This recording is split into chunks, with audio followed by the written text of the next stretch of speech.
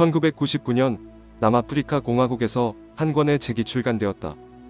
이 책은 출간 즉시 남아프리카 공화국에서는 물론 세계적으로도 큰 화제를 불러일으켰다.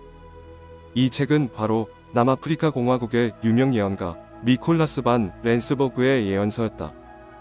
니콜라스 반 렌스버그는 1864년 남아프리카 연방의 한 농장 마을에서 태어났다.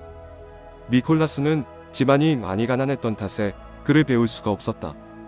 글을 전혀 몰랐던 니콜라스는 어렸을 때 어머니가 읽어준 성경의 내용만을 겨우 알고 있었고 신문이나 책은 전혀 읽을 수 없었다.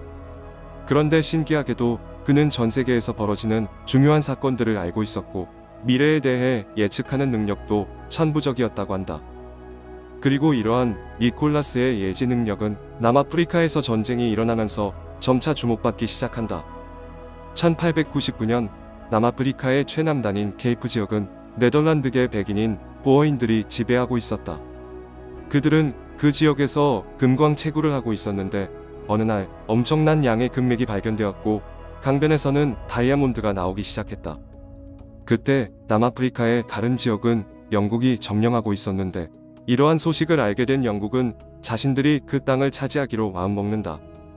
그러자 이곳을 차지하기 위한 영국과 보어인들 간의 보어전쟁이 시작되었다.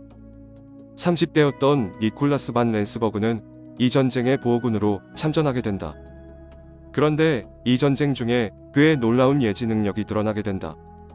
그는 영국군이 언제 어떤 경로로 공격할지를 예지하고 큰 전투가 발생할 것을 미리 알리기도 했다. 니콜라스의 이런 능력 덕분에 보어군은 병력에서 크게 열세였음에도 불구하고 영국과의 전투에서 여러 번에 걸쳐 승리하게 되었고 전쟁에서 우위에 서게 되었다. 그런데 이때 니콜라스는 협정에 대비해야 한다고 말했다. 그리고 의아하게만 여겨졌던 그의 예언은 실제로 적중하게 된다. 영국은 실제로 보어군에게 휴정협정을 제안했고 협정이 이루어졌다. 이렇게 전쟁은 끝났다. 그런데 그 후에도 니콜라스가 본격적으로 예언을 한 것은 아니었다.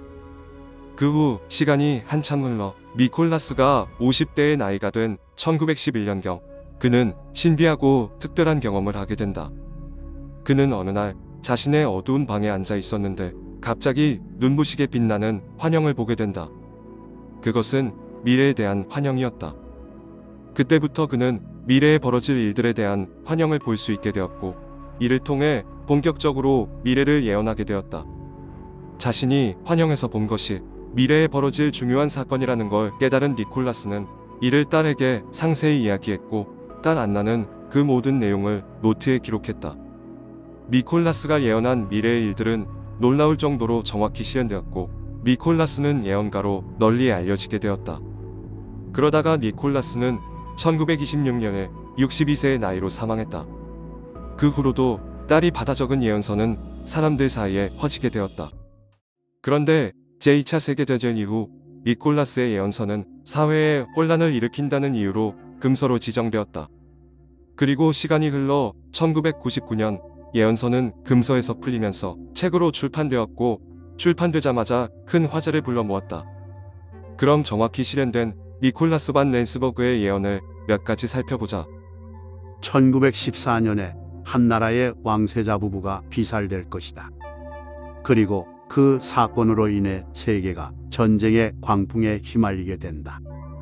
많은 나라가 참전한 세계적인 전쟁이 될 것이다. 놀랍게도 니콜라스가 예언한 것처럼 1914년에 오스트리아 왕세자 부부가 세르비아인에게 암살당하는 일이 벌어졌다. 그러자 이에 격분한 오스트리아의 선전포고로 전쟁이 시작되었다. 그리고 각 나라가 자신의 이익에 따라 전쟁에 가세하면서 제1차 세계대전이 일어나게 되었다. 1929년에 소가 끄는 마차 바퀴 같은 것으로 인해 사람들이 엄청난 고통을 받게 될 것이다. 1929년은 대공황이 일어난 해로 수많은 사람들이 직업을 잃고 거리로 내몰렸다.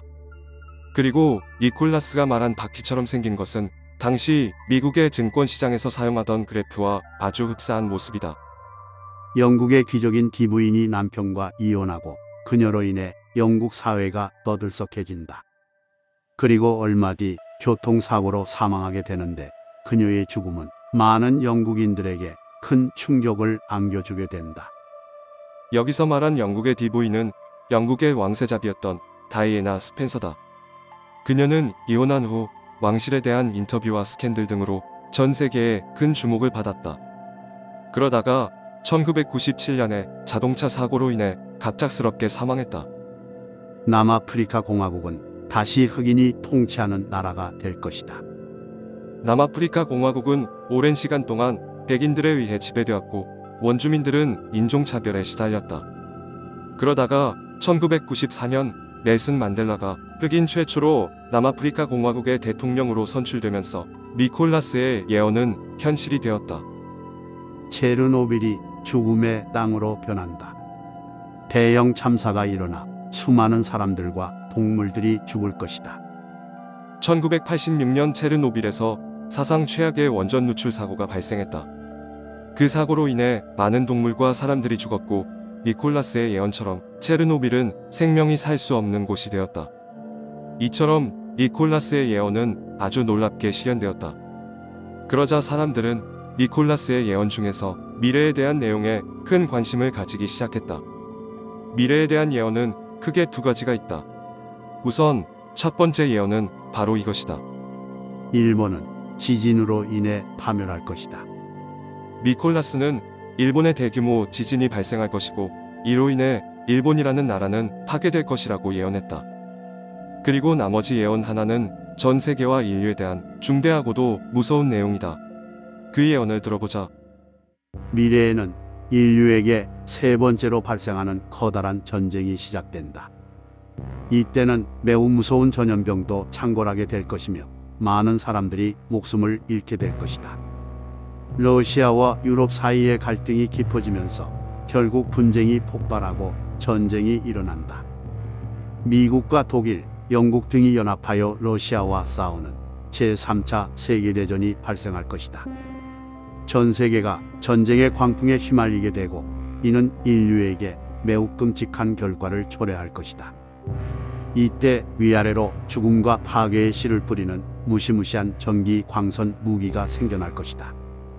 이 전쟁은 인류의 마지막 전쟁이 될 것이다.